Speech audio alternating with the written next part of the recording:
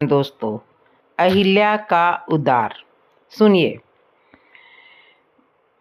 राम लक्ष्मण विश्वामित्र जी जनकपुर के लिए प्रस्थान कर चुके हैं और रास्ते में वो वीरान वन से होते हुए जनकपुर के लिए जा रहे हैं। मार्ग में एक आश्रम दिखाई पड़ता है। वहाँ पशु पक्षी कोई भी जीव जंतु नहीं था। पत्थर की एक शिला को देखकर प्रभु ने पूछा।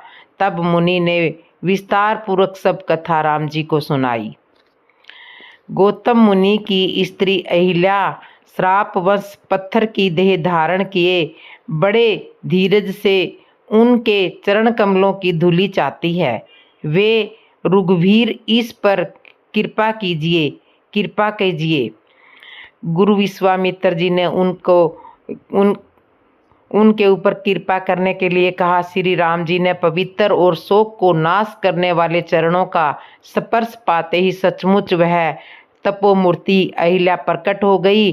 भक्तों को सुख देने वाले श्री रघुनाथ जी को देखकर वह हाथ जोड़कर के सामने खड़ी हो गई। अत्यंत प्रेम के कारण वह अधीर हो गई। उसका शरीर पुलकित हो गया। मुख से चैन कहने में नहीं आते थे। वह अत्यंत बड़भागिनी अहिल्या प्रभु के चरणों से लिपट गई और उनके दोनों नेत्रों से जल प्रेम और आनंद के आंसू की धारा बहने लगी। फिर उन्होंने मन में धीरज धर के प्रभु को पहचाना और श्री रघुनाथ जी की कृपा से भक्ति प्राप्त की।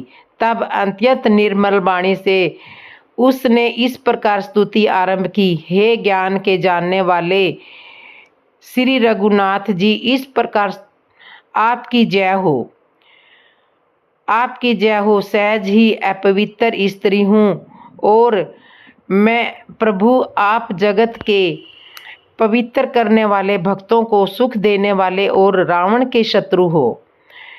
कमल नयन है। हे संसार जन्म मृत्यु के भय से छुड़वाने वाले, मैं आपकी शरण में आई हूँ। मेरा रक्षा कीजिए। मुनि ने जो मुझे श्राप दिया है सो बहुत ही अच्छा किया है। मैं उसे अत्यंत अनुग्रह करके मानती हूँ कि जिसके कारण मैंने संसार में छुड़ाने वाले श्री हरि आपको नेत्र भर के देखा है। इसी आपके दर्शन को शंकर जी सबसे बड़ा लाभ समझते हैं। हे प्रभु, मैं बुद्धि की बड़ी भोली हूँ। मेरी एक विनती है। हे नाथ, मैं और कोई वर नहीं मांगती, केवल यही चाहती हूँ कि मेरा मन रूपी भौरा आपके चरण कमल की रज प्रेम रूपी रस का सदा पान करता रहे। जिन चरणों से परम पवित्र देव नदी गंगा जी प्रकट हुई, उन्हें शिव जी ने सिर पर धारण किया और जिन चरण कमलों को ब्रह्मा जी पूजते हैं, कृपालु हरि आपने उन्हीं को मेरे सिर पर रखा। इस प्रकार स्तुति करती हुई बार बार भगवान के चरणों में गिरकर मन को बहुत ही अच्छा लगा। उस वर को पाकर गौतम की स्त्री अहिल्या आनंद में भरी हुई पति लोक को चली गई। प्रभु श्री राम ऐसे ही दीन बंधु और बिना ही कारण दया करने वाले हैं। तुलसीदास जी कहते हैं, सठ मन तू कपट जंजाल छोड़कर उन्हीं का भजन कर। तो अब मैं आपको बताती हूँ कि अहिल्या कौन थी। रामायण में कई रोचक कथाओं का वर्णन किया गया है। उनमें से एक देवी अहिल्या के उद्धार की कहानी, जो आज के समय से जोड़कर देखिए तब आपको भी समझ में आ जाएगा कि इतिहास में भी बलात्कारियों को युगों युगों तक सजा का भुगतान करना पड़ता है, फिर वो देव ही क्यों न हो। जानिए, अहिल्या वह थी जिन्होंने ब्रह्मा ने स्वयं बनाया था। इनकी काया बहुत सुंदर थी। इन्हें वरदान था कि इनका यौवन सदा बना रहेगा। इनकी सुंदरता के आगे स्वर्ग की अप्सराएं भी कुछ नहीं थी। इन्हें पाने की इच्छा कई देवताओं की थी। वह ब्रह्मा जी की मानस पुत्री थी। अतः ब्रह्मा जी ने एक परीक्षा रखी, जिसकी शर्त यह थी कि जो भी परीक्षा का विजेता होगा उसी से अहिल्या का विवाह होगा। अंत में यह परीक्षा महर्षि गौतम ने जीती और विधि पूर्वक अहिल्या से विवाह किया। अहिल्या की सुंदरता पर स्वयं इंद्रदेव मोहित हुए थे और एक दिन वो प्रेम वासना की कामना के साथ अहिल्या से मिलने के लिए पृथ्वी पर आए थे, लेकिन गौतम ऋषि के होते हुए यह संभव नहीं था। अब मैं आपको बताती हूँ कि गौतम ऋषि ने क्या जीता था। गौतम ऋषि को और सभी को ये परीक्षा थी कि जो भी पृथ्वी का सबसे पहले चक्कर लगा कर के आएगा, या फिर जो गाय ब्याहती गाय जिसका बछड़े का मुंह गाय के पेट से बाहर हो और पैर हाथ अंदर हो, और इस तरह की गाय का अगर कोई चक्कर लगाएगा तो वह परीक्षा में उत्तीर्ण माना जाएगा। तो गौतम ऋषि के आश्रम में गाय थी और उन्होंने वह गाय उस टाइम ब्याहने वाली थी, यानी कि बच्चा देने वाली थी। तो उस टाइम बछड़े का मुंह गाय के पेट से बाहर था और शरीर अंदर था। तो गौतम ऋषि ने उनकी परिक्रमा कर ली। उस टाइम यह परिक्रमा मान्य थी और उन्होंने यह परीक्षा जीत ली और तब उनका विवाह अहिल्या से हो गया। तब इंद्र और चंद्र ने एक युवती निकाली, क्योंकि वो अहिल्या को पाना चाहते थे। महर्षि गौतम ब्रह्मकाल में स्नान आदि करने जाया करते थे। इसी बात का लाभ उठाते हुए इंद्र और चंद्र ने अपनी मायावी विद्या का प्रयोग किया और चंद्र ने अर्धरात्रि को मुर्गे की बांग दी, जिससे महर्षि गौतम भ्रमित हो गए और अर्धरात्रि को ब्रह्म काल समझ करके तट पर स्नान करने के लिए निकल पड़े। महर्षि के जाते ही इंद्र ने महर्षि गौतम का वेश बना करके कुटिया में प्रवेश किया और चंद्र ने बाहर रहकर कुटिया की पहरेदारी की। दूसरी तरफ जब गौतम गंगा घाट पर पहुंचे तब उन्हें कुछ अलग आभास हुआ और उन्हें समय पर संदेह हुआ। तब गंगा मैया ने प्रकट होकर गौतम ऋषि को बताया कि यह इंद्र का रचा हुआ जाल है। वो अपनी गलत नियत को लिए हुए अहिल्या के साथ कुकृत्य की लालसा में पृथ्वी लोक पर आया है। यह सुनते ही गौतम ऋषि क्रोध में भर गए और तेजी से कुटिया की तरफ लौटे। उन्होंने चंद्र को पहरेदारी करते देखा तो उसे श्राप दिया कि उस समय हमेशा राहु की कुदृष्टि रहेगी और उस पर अपना कमंडल मारा।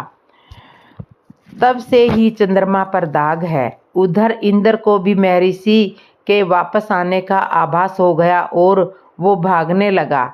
गौतम ऋषि ने उसे भी श्राप दिया और उसे नपुंसक होने एवं अखंड भाग होने का श्राप दिया। साथ ही यह भी कहा कि इंद्र को कभी भी सम्मान की नज़रों से नहीं देखा जाएगा और ना ही उसकी पूजा होगी, और आज तक इंद्र को कभी सम्मान प्राप्त नहीं हुआ है।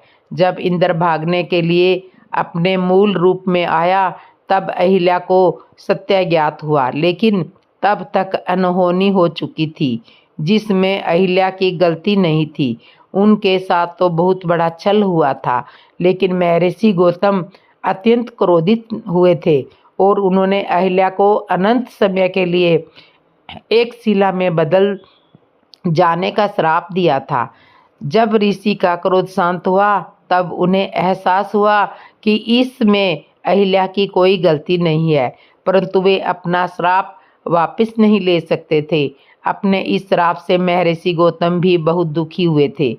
तब उन्होंने अहिल्या की शिला से कहा, जिस दिन तुम्हारी शिला पर किसी दिव्य आत्मा के चरणों की धूल स्पर्श होगी उस दिन तुम्हारी मुक्ति हो जाएगी और तुम अपने पूर्व स्वरूप में लौट आओगी।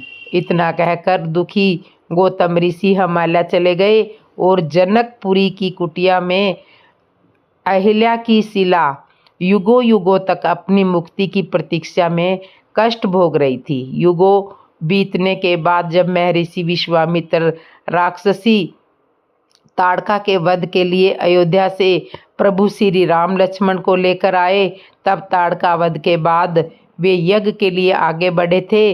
तब प्रभु की नज़र उस वीरान कुटिया पर पड़ी और वे वहां रुक गए और उन्होंने महर्षि विश्वामित्र से पूछा, हे गुरुवर, यह कुटिया किसकी है जहां वीरान पड़ी है? ऐसा प्रतीत होता है कोई युगों से यहाँ पर नहीं आया, कोई पशु पक्षी जीव जंतु दिखाई नहीं दे रहा है। आखिर क्या है इस जगह का रहस्य? तब महर्षि विश्वामित्र कहते हैं, राम, यह कुटिया तुम्हारे लिए ही प्रतीक्षा कर रही है। यहाँ बनी हुई यह शिला तुम्हारे चरणों की धूल के लिए युगों से तुम्हारी प्रतीक्षा कर रही है। श्री राम पूछते हैं, कौन है यह शिला और क्यों मेरी प्रतीक्षा कर रही है? महर्षि विश्वामित्र जी श्री राम जी को, लक्ष्मण को देवी अहिल्या के जीवन की पूरी कथा सुनाते हैं। कथा सुनने के बाद में श्री राम अपने चरणों से शिला पर स्पर्श करते हैं और देखते ही देखते वह शिला एक सुंदर नारी में बदल जाती है और प्रभु राम का वंदन करती है। देवी अहिल्या श्री राम से निवेदन करती है कि वो चाहती है उनके स्वामी महर्षि गौतम उन्हें क्षमा करके उन्हें पुनः अपने जीवन में स्थान दे। प्रभु राम अहिल्या से कहते हैं, देवी, आपकी इसमें लेस मात्र भी गलती ना थी और महर्षि गौतम भी अब आपसे क्रोधित नहीं है, अपितु वो भी दुखी हैं। अहिल्या के अपने स्वरूप में आते ही कुटिया में बाहर आ जाती है और पुण्य पंछी चहचहाने लगते हैं। इस तरह से प्रभु राम देवी अहिल्या का उद्धार करते हैं और आगे बढ़ते हुए जनक कन्या सीता जी के स्वयंवर का हिस्सा बनते हैं। श्री राम जी को अहिल्या को चरण छुआने का श्री राम जी को बहुत ही पश्चाताप होता है। ऋषि पत्नी अहिल्या को चरण छुआने का भगवान श्री राम ने पश्चाताप किया। जब श्री राम विश्वामित्र जी के साथ जनकपुर में पहुंचने से पहले उन्होंने अहिल्या को चरण छुआने का पश्चाताप किया। राम जी जब अयोध्या गुरु विश्वामित्र जी के साथ चले तब वे बड़े हर्षित होकर चले थे। मन में बड़ी प्रसन्नता थी। विश्वामित्र जी का यज्ञ पूरा होने के पश्चात जब गुरु जी ने कहा कि तुम्हें एक यज्ञ और करना है पूर्ण, जनक जी में वह यज्ञ भी तुम्हारे हाथों से ही पूर्ण होगा, तब श्री रामचंद्र जी मन में बहुत प्रसन्न होकर चले थे। किंतु देवी अहिल्या के उद्धार के पश्चात जब वहाँ से चले तो मन में प्रसन्नता नहीं थी। गोस्वामी तुलसीदास जी ने यहाँ हर्षित चले विशेषणा का प्रयोग नहीं किया। वहाँ उन्होंने लिखा है, चले राम राम जी चले, मन में प्रसन्नता नहीं है, बल्कि इस बात का दुख है कि मेरे द्वारा एक ऋषि पत्नी को चरण छुआना पड़ा। मैंने ऋषि पत्नी को अपने चरणों से छुआ। एक तो वह ऋषि की पत्नी, दूसरा वह नारी जाति। दोनों ही स्थिति में निश्चित रूप से मुझसे यह पाप हुआ है। राम जी ने उनकी नरलीला में जितने भी चरित्र किए हैं वह हमें संदेश देने के लिए किए हैं। भगवान से तो कभी भूल हो ही नहीं सकती।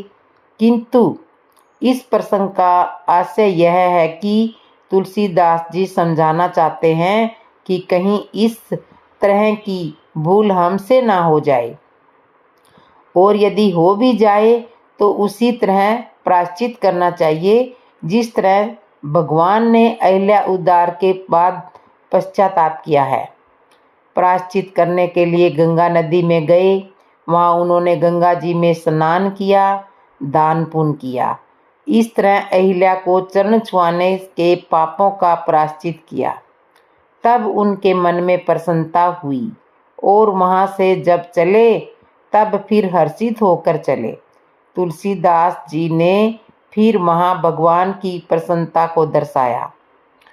राम जी को समय भगवान है, राम जी तो समय भगवान है। किसी को चरण लग जाने पर उसका प्रायश्चित करते हैं, और एक हम हैं जो कोई यदि हमारे पैर नहीं छुए तो हम उसे पापी समझते हैं। राम लक्ष्मण दोनों भाई गुरु विश्वामित्र जी के साथ जनकपुर में पहुंचते हैं। राम जी जनकपुर में प्रवेश करते ही लक्ष्मण जी को वहाँ की महिमा सुनाते हैं। वहाँ के नर नारियों को देखकर उनके हाव भाव का वर्णन लक्ष्मण जी से करते हैं और कहते हैं कि यहाँ के पशु पक्षी नर नारी सभी को देखकर यह लगता है कि यह वेदही जनक दुलारी की नगरी है। सुंदर उपवन देखकर गुरु विश्वामित्र जी ने वहीं पर विश्राम दिया। जब राजा जनक को यह ज्ञात हुआ कि गुरु विश्वामित्र जी का जनकपुर में आगमन हुआ है, तो वह कुछ विद्वान जनों को, ब्राह्मणों को साथ में लेकर सृष्टिवाचक करते हुए विश्वामित्र मुनि जी को लिवाने के लिए नगर के बाहर उपवन में पहुँचे। विश्वामित्र जी गुरु की चरण वंदना व आदर सत्कार करने के पश्चात वहाँ सभी विद्वान जन बैठे हुए थे। उसी समय राम जी और लक्ष्मण जी दोनों भाई वहाँ पधारे। गुरु जी ने उन्हें पुष्प लेने के लिए भेजा था। राम जी लक्ष्मण जी का जैसे ही वहाँ पर आगमन हुआ, उन्हें देखकर राजा सहित सभी विद्वान खड़े हो गए। बड़ी अद्भुत बात है जब वयोवृंद ज्ञानी जन एक बालक को देख करके खड़े हो जाएं। शिष्टाचार के अनुसार तो यह बात कुछ जचती नहीं है, किंतु राम जी के रूप का आकर्षण ही कुछ ऐसा था कि सब लोग खड़े हो गए। जनक जी आश्चर्यचकित होकर एकटक राम जी की ओर निहार रहे हैं। जनक जी ने विश्वामित्र जी से पूछा, गुरुदेव यह कौन है? विश्वामित्र मुनि कहते हैं, राजन आप तो समय ज्ञानी हो और ज्ञानी होकर मुझसे पूछ रहे हो यह कौन है? जनक जी ने कहा, गुरुदेव आप भी तो ज्ञानी हो और ज्ञानी से भी पूछा जाता है मैं कौन हूँ, यह कौन है, वह कौन है, इसमें संशय की क्या बात है? संत श्री कहते हैं कि जब दो ज्ञानी आपस में चर्चा करते हैं तब भगवान को भी बड़ी परेशानी होती है, क्योंकि दोनों ही ब्रह्मा को अच्छी तरह से जानते हैं। जनक जी और विश्वामित्र जी की बातें सुनकर राम जी मुस्कुराए। राम जी का स्वभाव ऐसा ही है, अपने स्वरूप का बोध करते हैं, दर्शन कराते हैं, तब मुस्कुराते हैं। और उन्हें मुस्कुराते देखकर राजा जनक समय ज्ञानी है, जान गए कि यह कौन है, यह तो ब्रह्मा है। जन्म के समय माता कौशल्या को भी श्री राम जी ने मुस्कुराकर ही अपने स्वरूप का परिचय दिया था। तब माता कौशल्या ने राम जी से कहा था कि अपना बाल रूप धारण करके बाल रूप में मुझे दर्शन दो। तब उन्होंने अपनी बाल लीला आरंभ की थी। जनक जी पूछते हैं विश्वामित्र जी से, बताइए गुरुदेव आप क्यों मौन है? विश्वामित्र जी कहते हैं कि वह यह है, संसार में जितने प्राणी हैं उन्हें यह प्रिय है। राम जी ने विश्वामित्र जी की ओर देखा, मानो संकेत यह था कि आप बताओ। राम जी का संकेत था कि गुरुदेव अलौकिक दृष्टि से हमारा परिचय देना चाहिए। विश्वामित्र मुनि ने जनक जी से कहा कि यह अयोध्या नरेश दशरथ जी के पुत्र हैं और मेरे यज्ञ की रक्षा करने के लिए मैं इन्हें साथ में लेकर आया हूँ। तब जनक जी ने पूछा कि क्या इन्होंने आपके यज्ञ की रक्षा की है? क्या आपका यज्ञ सफल हुआ है? विश्वामित्र जी ने कहा, राजन आपके यहाँ भी तो यज्ञ है, अनुभव कर लेना, कुछ ही दिनों की तो बात है। राम लक्ष्मण दोनों भाइयों के जनक जी सहित सभी विद्वान जनों ने प्रेम सहित दर्शन किए, सुख पाया और तब जनक जी गुरु देव सहित दोनों भाइयों को जनकपुर में प्रवेश दिलाने के लिए साथ में लेकर चले। जनक जी गुरु विश्वामित्र जी और दोनों भाई राम ओज जी और लक्ष्मण जी को साथ में जनकपुर नगरी में ले आए। अब प्रश्न यह था कि उन्हें ठहराया कहाँ जाए।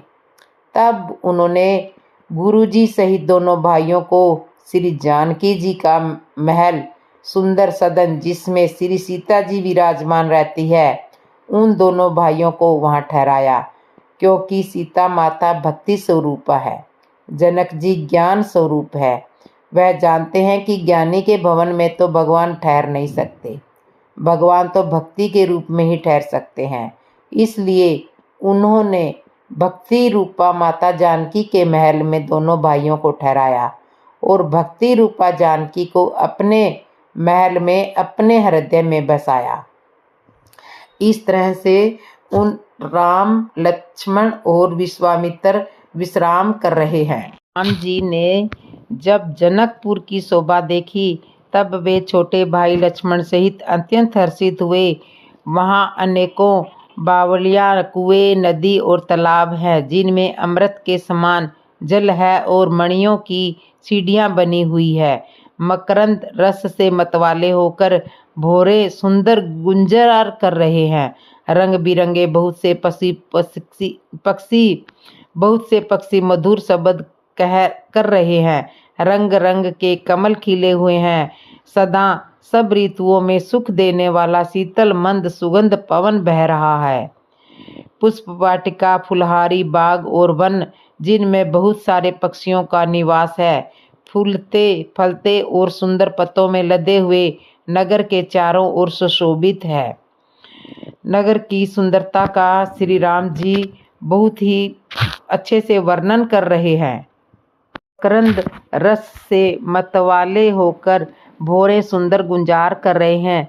रंग बिरंगे बहुत से पक्षी सुंदर शब्द गा रहे हैं। रंग रंग के कमल खिले हुए हैं। सदा सब ऋतुओं में सुख देने वाला शीतल मंद मंद पवन बह रहा है। श्री राम जी जनकपुरी की शोभा को देखकर बहुत ही प्रसन्न होते हैं और बहुत ही प्रशंसा करते हैं। पुष्प वाटिका में फुलवारी बाग और वन जिनमें बहुत से पक्षियों का निवास है, फलते फूलते और सुंदर पत्तों से लदे हुए नगर के चारों ओर सुशोभित है। नगर की सुंदरता का वर्णन करते नहीं बनता। मन जहाँ जाता वहीं लुभा जाता, रम जाता। सुंदर बाजार है, मणियों से बने हुए सुंदर विचित्र छज्जे हैं, मानो ब्रह्मा ने उन्हें अपने हाथों से बनाया हो।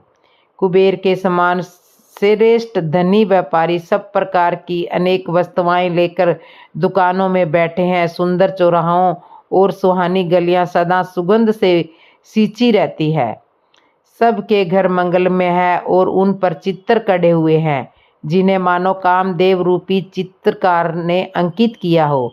नगर के सभी स्त्री पुरुष सुंदर, पवित्र, साधु स्वभाव वाले और धर्मात्मा, ज्ञानी और गुणवान है।